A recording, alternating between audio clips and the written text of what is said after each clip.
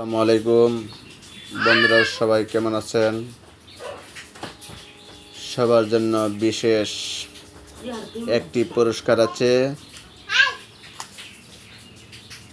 দেখেন, সবার দাওয়াত রইল।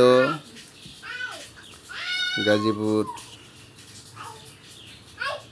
দায়রা জজ আদালত, সবাই আসবেন। সাথে ডিম মুড়ি আছে।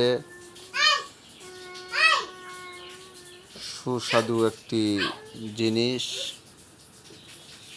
আসেন, আপনাদের সকলের দাওয়াত রইল।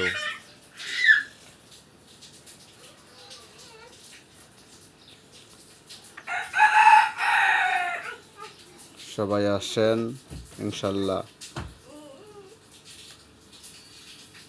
আবার দেখা হবে।